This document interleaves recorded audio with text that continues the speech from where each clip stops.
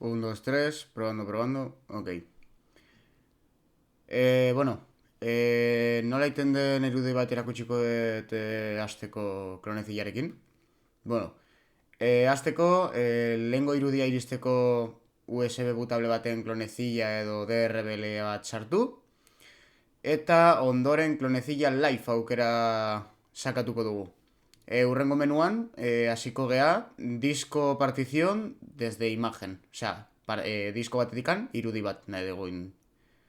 Hurrengoan, ikusi dezakun bezala, beti gomendatzen dut goiko tekstua irakurtzea. Nahiko intuitibo da, baino, hasteko nahi dugu usar dispositibo lokal disko duro. Nahi dugu lokalki artxibo bat hartu. Hurrengoan, beti beharrez dugunean espezifikazio asko erabili modo principiante sartuko gea. Aukera basikoenetakoa. Eta jarraitzeko guardar particiones locales como imagen. Hau da, partizio bat lokala dana, irudi bezala nahi dugu pasa. Bueno, oso berandu da, ez dakat argazki hau, da nun montatu behar dan isoa, hau da USB aukeratu behar da hemen. Barkatu, ez dut horrokezki aurkitzen, o galdu indet, ez dakit. Hoxe, USB aukeratu behar da eta isoa antzako espazioan behar da USB-an. Hala, continuamos.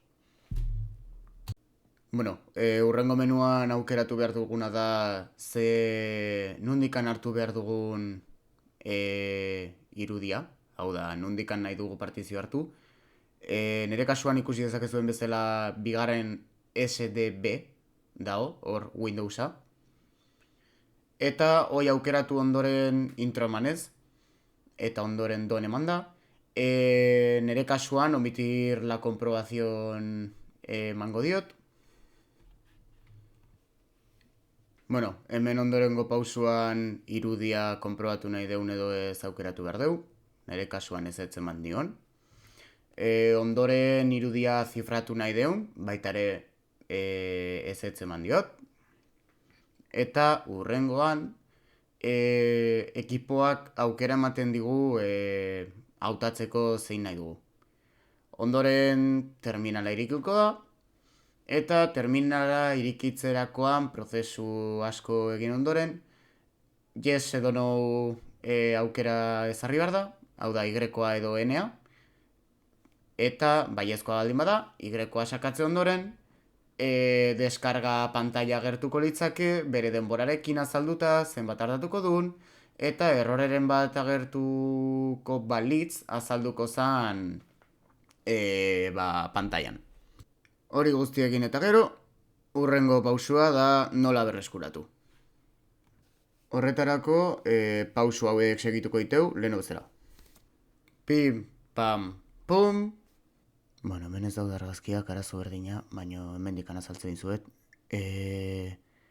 Agertu behar da aukera bat USB-a selekzionatzeko, eta ondoren USB-a selekzionatu ondoren hurrengo azalduko da.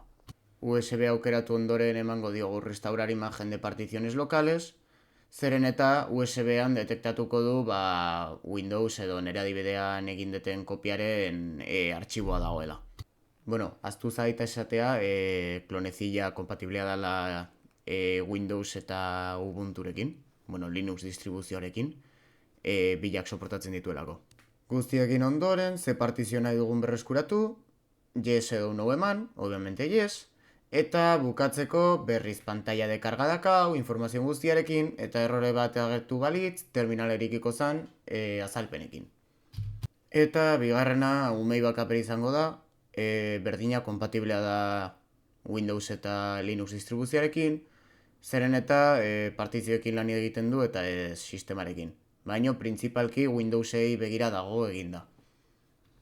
Bueno, haumeien sartzeko berdina, edo ISO edo beste programa deskargablearekin exekutablean iriki dezakegu, nire kasuan ISO formatoan dakat.